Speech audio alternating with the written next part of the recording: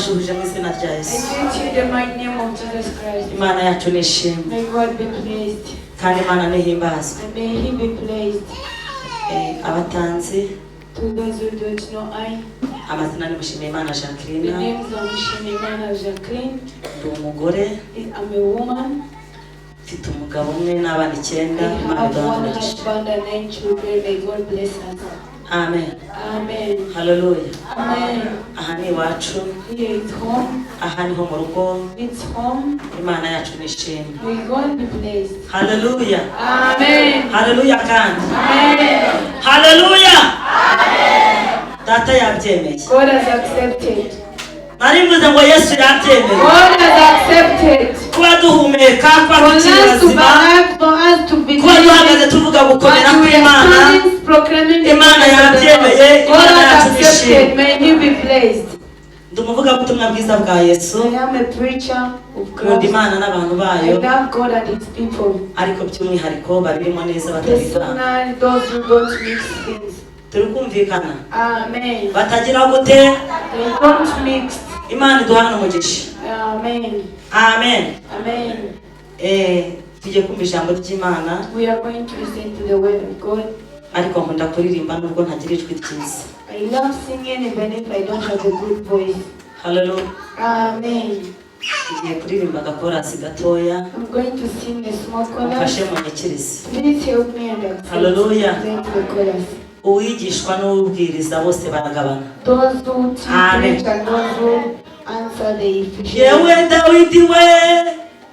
Dawidi we, Sawuli nakakubuze gukora umurimo. Dawidi, Sawuli nakakubuze gukora umurimo. Oh, yewe Dawidi we, Sawuli nakakubuze gukora umurimo.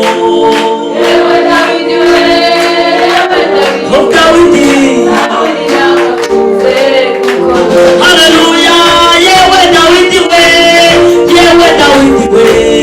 Sawuli nakakubuze gukora umurimo. Yewe Dawidi we, Hallelujah. Sawuli nakakubuze gukora umurimo. Oh, yewe Dawidi we, Sawuli nakakubuze gukora umurimo. Yewe Dawidi we, Ni wowe ubwirwa Dawidi. Umva neza, yewe Dawidi we, Sawuli nakakubuze gukora umurimo. Dawidi, yewe Dawidi. Oh, yewe Dawidi we, Sawuli nakakubuze gukora umurimo. Yewe Dawidi we, Yewe Dawidi. Sawuli nakakubuze gukora umurimo. Sawuli w'ibibazo, Sawuli w'uburwayi, Sawuli nakakubuze gukora umurimo. Umva neza Dawidi, yewe Dawidi, Sawuli nakakubuze gukora umurimo. Oh, Dawidi. Hallelujah, yewe Dawidi we, Sawuli nakakubuze gukora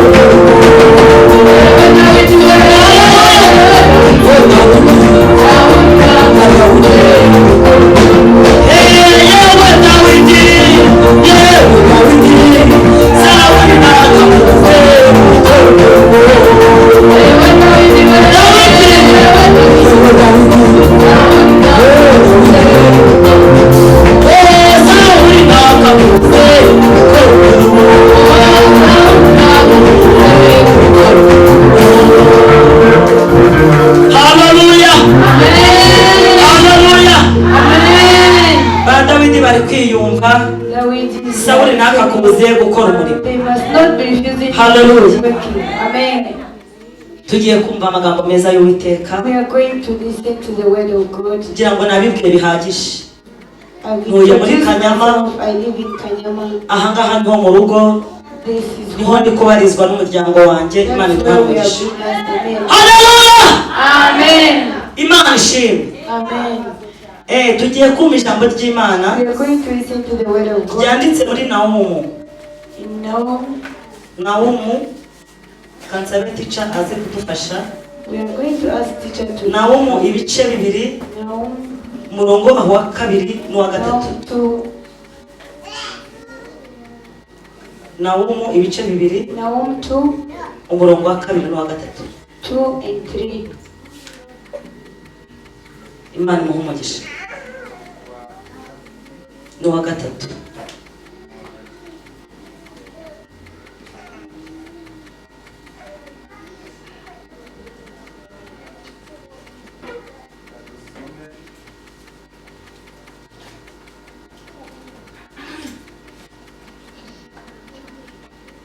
Dusome mu izina rya Yesu.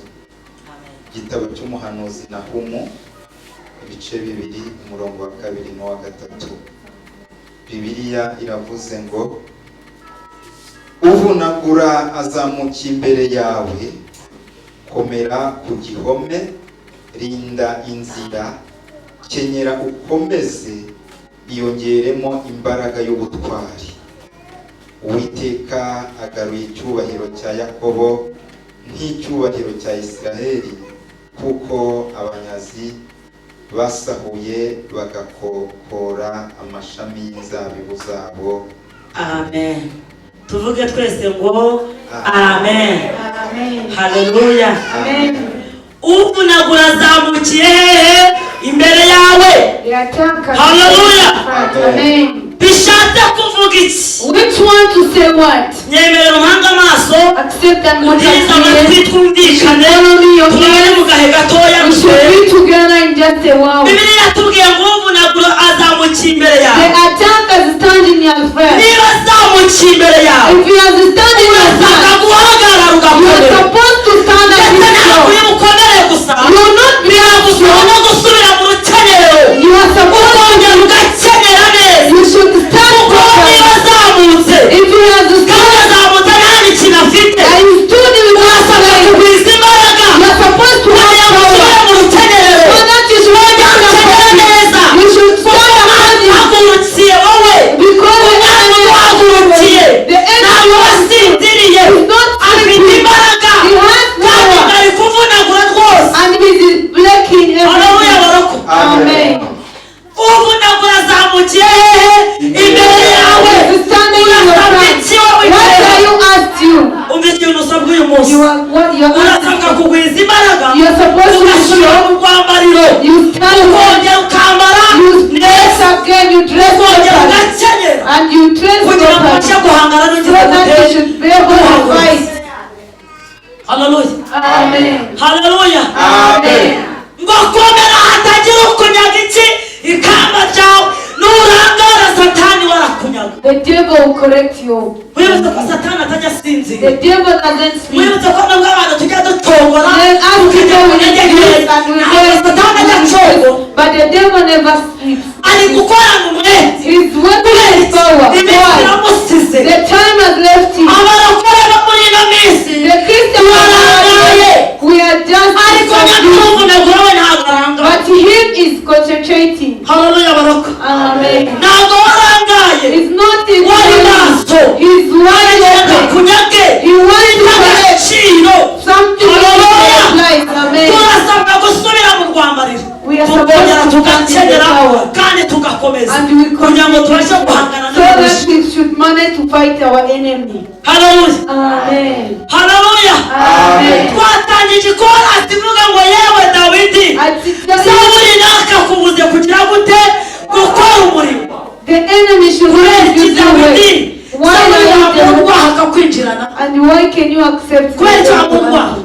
Why do you Intego allow y'iri me? jambo The nakuzaniye uyu words munsi, which I brought ndagira ngo today. usubire mu rwambariro wongere wambare neza, Go back and dress wongere ugwize properly. iki You should imbaraga. have power. Haleluya. Amen. Wongere ugwize imbaraga, Have wongere power. wiyungemo akabaraga, kubera ko umubisha yarakunyaze ntiwabimenye. The devil stole you never knew.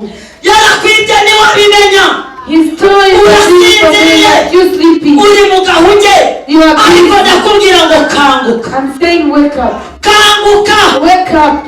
haleluya Amen. kubera ko bidakangutse If you want to wake up, ukanguke data kiguhendahenda now God is ukangurwa so n'ibimenyetso you are going to be woken up with the urashaka sign. ibimenyetso kabya bigukangura Do you want signs to wake wakangutse up? ku neza Wake up with utarakangurwa n'ibimenyetso before you are woken up with the problem. kubera ko uyu mubisha This iri enemy, juru duharanira this we enemy, yarihayemo he lives ibyo akora there. arabizi What he does, he knows. Hallelujah. Amen. ahantu duharanira twebwe tuhumvisha amatwi As we listen with our ears, tugasoma mu bitabo and we read in the tuvuga ko ijuru Bible, rigize gute and we rihari read that the ariko heaven is ntawe there, urajyayo but you've never been cyakora there. tugize amahirwe If we are data lucky, tukamugiraho ubuntu and we ajya have the dukora ku maso blessing, he touched our eyes. akatugenderera And he aba mu buryo bw'inzozi in the aba mu dreams, buryo bw'amahereko atandukanye maybe in the data prophet, ajya twongorera God akatumenyesha shows yuko us the ijuru rihari and he tells us the ariko wowe heaven nubwo is uri there. kurabyigana But if ntabwo uri aho uri kujya you don't niyo mpamvu benshi know, basinziriye that is why bari they are benshi sleeping and they've covered. uzi abantu babashije kubyuka muri kano kavuro Do you know how many people bakabasha have kujya muri managed dushe to bagakara amazi and they akonje managed bathing? harimo n'abatabonye amarasha ngo bayashyushye There are even those kugira ngo people that bateganye have kugera imbere y'Imana so that they should kugira ngo stand zibanga and present. How many are there? agashyuye ko gakomeza kuza kurura akaringiti And you arushaho should was putting kuyegereza the blanket. ariko niyo mpamvu abantu bahunikiriye That is ntabwo why bazi ko people- munagura yazamutse haleluya Amen. haleluya Amen. haleluya Amen. nyamara yarakuziye He we cares. nta mikino afite He has no gahunda ni plan. ukugira ngo The amukamure problem is gake to gake reduce your gake power gake kumara just bit by imbaraga bit. He must finish bibiliya your yarambwiye power. ngo mbese y'umunyu wamaze gukayuka If the ukimaze salt, iki what can the salt do? bibiliya yaravuze ngo umunyu wamaze gukayuka nta kintu uba ukimaze The salt ibintu is twari ko not- bawujugunya mu It's nzira better you abantu throw the salt bakawukandagira and people steps on it. yewe munyu we You yewe salt. munyu w'isi You salt of yewe the munyu world. muri korari You yewe hold the munyu mu choir. baririmbyi You salt yewe in the munyu wa choir. kristo You salt who are wari the umunyu members. w'isi You were the salt of the world. And you wumva refused. muri ino minsi waba ukimaze iki What are you? What yungemo are akabaraga wongera uryohera abantu you? You should be nice Hallelujah. more again. iyungemo akabaraga wongera uryohera abaturanyi You should be iyungemo nice to the akabaraga wongera uryohera so that abaririmbyi the choir should be abantu nice. bakeneye kunyunyuza ngo bumve People need uburyohe to feel the sweetness. amen Amen. amen Amen. nyamara byari bikwiye It ko is wakongera ukaba umunyu w'isi ukaryohera abantu and it should be nice. Hallelujah. Amen. bibiliya yarambwiye ngo The word says, abantu basenga those who ubu turi pray, amatabaza we are the light. amen Amen. ntabwo amatabaza ari buje The light ntabwo of amatabaza the- ari aya matara The ducana light is not just ahubwo the amatabaza power ni mu buryo bw'umwuka in the name of uhagarara God. agasenga neza You are one umuntu who ubasha stands kwigeza no late. kwitunganya Whoever uwo muntu is ujya itabaza repenting, that one is a light. haleluya Amen. nagira ngo mbibutse uyu munsi wa none ko iyi nkunge turimo ifite amabwiriza y'igihe This is the battle we are moving. haleluya Amen. iyi nkunge tugendamo iyi nkunge turimo iyi nkunge dutuyemo ifite amabwiriza It has the ntabwo ari preaching. upfa kugenda nk'uko abantu It's bose not just bagenda. moving just as Oya. people move. No. iyi nkunge ifite It amabwiriza has its preaching. haleluya Amen. yewe mwene data My wiga brother, my nkunge sister, vuba don't just kuko leave data it. igihe kirageze The time has kugira ngo come inkunge ayikinge so that he must close the ngwino battle. n'umugi Come into data the battle. aragutegereje God is arimo waiting arakomanga ku for you. rugero rw'umutima wawe Knocking at niwumvira your door. ntiwinagira umutima Don't close the haleluya Amen. iri jwi niwe uryumviye If you ntiwinagira listen, umutima don't ahubwo close your wongera mouth. winjire mu nkuge kubera yuko Enter umugura into we the battle. ntabwo ari gukina Amen. haleluya Amen. umunsi umwe umugabo witwa nowa One day the man called Noah, yabanye n'imana he lived with the Lord, imana ivugana nawe and God talked to him. haleluya Amen. imana ivugana na nowa And God talked to iramubwira Noah, imubwira amagambo meza and he told Noah good words. haleluya Amen. iramubwira ngo yewe nowa we He said, Noah, umva nkubwire aya listen, I magambo tell you these words. ndashaka ko mbariza inkuge I want you to build an ark. haleluya Amen. abo turi kumwe haleluya Amen. imana ifashe ni mu bana ba yehova ndabona bamwe It should not be the Jehovah's Witness.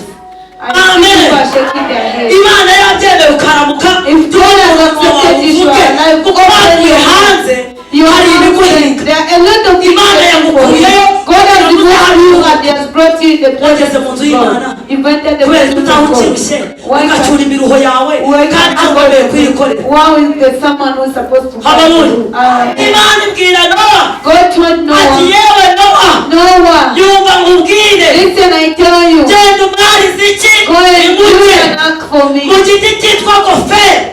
in the tree of Hallelujah. faith. Amen. nagira ngo mbibutse uyu munsi I want you to ntabwo know ibiti today. byose ariko byabazwamo It's inguke. not all the plant ntabwo trees ibiti can byose ariko go byagira gute byabazwamo inguke. hari umwihariko w'icyo giti.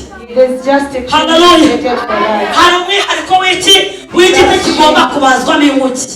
biramubwira ngo mbarize inguke He said you should build mu an giti ark. cyitwa ngo The kigoferi. tree which God Hallelujah. said. Amen. imuha amategeko y'iyo muti. It gave him imubwira ko instruction. izabireshya It told him what the ubugari aba to be. n'uburebure. And in the long and the imana high. niba yumvira imana And Noah hate for the Lord. aragenda bazi inguke And built a nk'uko ark. uwiteka yavuganye Just nawe. as the Lord has spoken. Hallelujah. Amen. ariko reka mbabwire But let me tell basaburi you, bari bahari the sons were bari bari there. impande ya nowa. They were at the neighbor of nawe the Lord. arabaza baramuseka He was arababwira ati niba ari created. imvura izagwa The lady baraseka. said they were uyu laughing. munsi wa none Today, abantu benshi barabikereza a lot of people kumva ngo yesu azaza at God of bakagira ati time, n'ubundi kera twaze twumvaga even a long time we are hearing that he kataje is the Why did ibihumbi he bibiri come? kataje 2020 makumyabiri come. kataje The 2021 makumyabiri na come. gatandatu To reach it kataraza. 6, why did he come? wasanga yaza tuvuye hamwe Maybe he can come. wasanga yaza mu gitondo Maybe he can come wasanga yaza tomorrow morning. nimugoroba Maybe he can aho come in the ikintu evening. usabwa What ni you ukwita need kumenya to ngo mbese Is iyi mujye nayinjiyemo. am I in the ark? aba bagabo rero These men, baba bahari they were there. basawuri baba bari maso They are always there. barabazi And bavuga ko Noah bari created kumwe an ark. baramufasha They got some help in creating the ark. n'abarabaza baramufasha Noah was bakajya doing babazana help. And eventually haleluya they were help. umunsi wa mbere The first umunsi wa day, kabiri the second babona day, imyaka ibaye myinshi the years became baravuga ati old. uyu mugabo arabeshya This man is a uyu liar. mugabo arabeshya This man is a ntabwo imvura liar. izagwa. The man will never bamwe come. bigira inama yo kujya kuninya mu mujyi Others went to poop in the ark. niko bibiliya yavuze. That's what the Uzasome Bible neza. says. Live well. haleluya Amen. bamaze kuyikoramo ibyo bintu When they finished birangira the birababara. God saw it and he was hari like, ibintu imana igiye bikababara there's something ukagira ngo nta kintu bitwaye And you ariko iyo byayibabaje. but God is in pain. Amen. imana yubahwe May God wowe ukabikora imana igaceceka ukagira ngo nta kintu bitwaye You think ariko imana yarababaje. but God was in pain. imana iravuga ati ntabwo byarangirira It will never end. ahubwo like that. gahunda ni ukubateza iki ibibembe The land should come. barwara ibibembe